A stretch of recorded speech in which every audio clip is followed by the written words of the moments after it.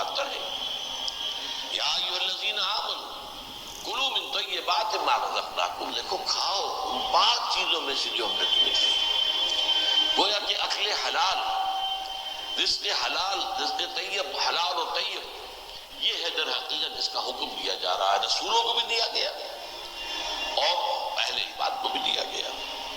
ثم ذکر، اب یہ ہے اس حدیث کا وہ ٹکڑا کہ جو لرزہ طاری کر دینے والا ہے۔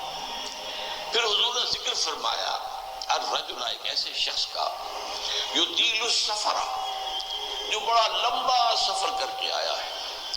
حدیث میں صراحت نہیں ہے لیکن گمان یہ ہے کہ یہ حج کا سفر ہے۔ ایک شخص دور دراز سے اور احرام باندھ کے آیا ہے، اور ظاہر بات ہے کہ اس زمانے میں سفر جو ہے، فرض کیجئے کوئی شخص مدینے سے چل کر آیا ہے مکہ حج کرنے کے لیے، تو 7 دن کا سفر تو اس کا ویسے ہی ہے اونٹ کے اوپر۔ اب کیا اس کا حال ہو جاتا ہوگا، احرام کی پابندیاں، نہاتا بھی نہیں ہے، مبادا کو بال ٹوٹ جائے، دم دینا پڑ جائے، اس حوالے سے اور انتہائی احتیاط کے ساتھ جو ہے اور وہ چل رہا ہے اور 7 دن کا سفر کیا ہے، تو کیا حال ہوا ہو؟ کپڑے میلے، پوشیدہ، احرام میلا اور پوشیدہ ہو گیا ہوگا، بالوں کے اندر جو ہے وہ پراگندہ ہوں گے بال، اب اس کے اندر جو ہے وہ چونکہ کوئی نہ کوئی تیل ڈالا گیا تھا، خوشبو ڈالی گئی نہ کھولنا، اسے انہیں جو ہے دھویا گیا۔ تو فرمایا ثم ذکر الرجل یطیل السفر اشعث اغبر، بال پراگندہ بھی ہے اور غبار آلود بھی ہے، اونٹوں پر سفر کیا ہے۔ اور ظاہر بات ہے کہ قافلہ جب چلتا ہے اونٹوں کا تو اگلا اونٹ جو ہے وہ جو خاک اڑاتا ہے وہ پچھلے اونٹ کی سواری کے اوپر آئے گی لازماً۔ گھوڑے جب دوڑتے ہیں تو ان کے سموں سے دوڑنے والی خاک ہے، وہ ظاہر بات ہے کہاں جاتی ہے، سواروں پر بھی آتی ہے۔ یمد یدیہ الی السماء، وہ اپنے دونوں ہاتھ اٹھاتا ہے آسمان کی طرف، یا رب اے میرے پروردگار، اے میرے پروردگار۔ اب اس میں میرے سامنے جو نقشہ آتا ہے وہ تو جبل رحمت۔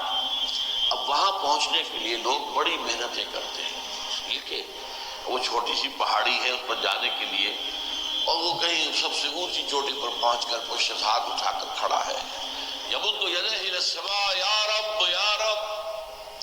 یا فرض کیجئے کہ وہ بیت الحرام میں ہے، مسجد حرام میں ہے، خاص خانہ کعبہ کے سامنے پکارتا ہے اللہ، وَمَطْعَمُهُ حَرَامٌ، حال یہ ہے کہ جو اس کا کھایا ہوا ہے پیٹ میں وہ حرام ہے، وَمَشْرَبُهُ حَرَامٌ، اور جو اس کا پیا ہوا ہے وہ بھی حرام ہے، وَمَلْبَسُهُ حَرَامٌ، اور جو اس کا لباس ہے، احرام، بہت قیمتی تولیوں کا لباس، جب وہ جو احرام ہے وہ بھی حرام کی کمائی سے آیا۔ وَغُذِيَ بِالْحَرَامِ، یہ سب سے آخری ٹکڑا سب سے ہے، حرام کے ذریعے ہی غذا پائی ہے اس نے، اس کا تن و توش جو بنا ہوا ہے وہ حرام کی غذا سے بنا ہوا ہے۔ فَأَنَّىٰ يُسْتَجَابُ لِذَٰلِكَ، کوئی شخص کی دعا کیسے قبول ہے؟ قبولیت دعا کے اندر سب سے بڑی رکاوٹ اکل حرام۔ آپ دعا کرتے رہے، اللہ سنے گا ہی۔ اللہ یستجاب، کہاں سے، کیسے، قبول کیسے؟ وہ تو تم خود اپنے اس دعا کے راستے میں سب سے بڑی رکاوٹ ہو۔ تم اپنی آمدنی کا جائزہ لو، غور کرو، اس میں کمائی کے اندر کوئی حرام تو شامل نہیں ہے، کوئی ناجائز طریقہ تو شامل نہیں ہے، کوئی براہ راست سود کا عنصر تو نہیں ہے، بالواسطہ سود جو ہے وہ تو نہ میں بچا ہوا ہوں نہ آپ بچے ہوئے، پورا ہمارا معاشی نظام جو ہے وہ سود پر مبنی ہے۔ ایک گندم کا دانہ بھی ہم کھاتے ہیں تو اس میں سود ہے، اس کے لیے بیج خریدا گیا سودی قرضے پر، اس کے لیے فرٹیلائزرز خریدے گئے سودی قرضے پر، اس کے لیے پیسٹیسائڈز خریدے گئے سودی قرضے پر، ٹریکٹر خریدا گیا سودی قرضے پر، تو ایک ایک دانے میں سود ہے۔ وہ سود تو میرے اندر جا ہی رہا ہے، اس کے بغیر چارہ نہیں ہے۔ یا ہوا میں، جیسے کہ حضور نے فرمایا صلی اللہ علیہ وسلم کہ ایک زمانہ آئے گا کہ چاہے کوئی شخص سود کھائے گا نہیں، لیکن سود کا غبار یا دھواں، غبار یا دخان کا لفظ ہے دھواں، اس کے اندر ضرور جائے گا۔ فرض کیجئے کہ فضا کے اندر ڈسٹ سسپینشن ہو گئی ہے، گردہ، ظاہر بات ہے سانس تو آپ کو لینا ہے، سانس تو لینا چھوڑ نہیں سکتے، آپ مر جائیں گے، کیسے ہوگا؟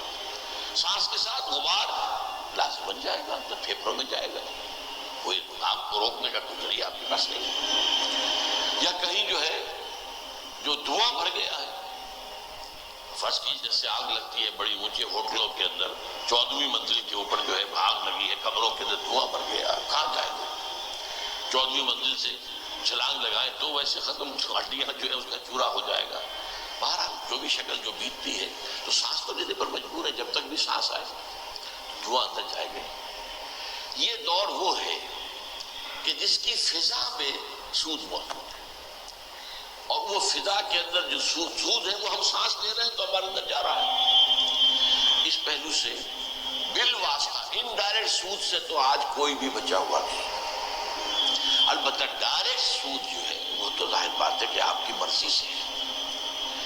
آپ نے سودی قرضہ لیا ہے اپنا کاروبار بڑھانے کے لیے، بھائی جتنی پونجی تمہارے پاس ہے اس سے کاروبار کرو، اگر بہت تھوڑی پونجی ہے تو سر پر اٹھاؤ کوئی ٹوکری پھل کی اور بیچو، اگر اس سے زیادہ ہو جائے تو چلو وہ ریڑھی لے لو، اس سے زیادہ ہو جائے کھوکا بنا لو، اس سے زیادہ ہو جائے دکان بنا لو، اس سے زیادہ ہو جائے ایکسپورٹ امپورٹ کرو، لیکن رہو اپنی چادر کے اندر جو تمہاری اپنی پونجی ہے۔ بینک سے قرض لے کر اپنا کاروبار پھیلانا جسے تمہارا اپنا انٹینشنل تمہارے اپنے چوائس کا فیل ہے، اس پر تم پکڑے جاؤ۔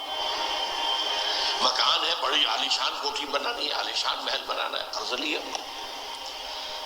زندگی گزارنے کے لیے چھت میسر ہو سر کے اوپر گزارا کے قابل جو ہے سکونت آپ کے پاس ہو تو بہت ہے۔ ہمیشہ تو نہیں رہنا تم نے، ایک وقت آئے گا کہ چاہے وہ محل ہو، چاہے وہ ڈیفنس کا جو بنگلہ ہو، کئی کروڑ کا جو ہے، نکلنا تو پڑے گا، جانا تو پڑے گا قبر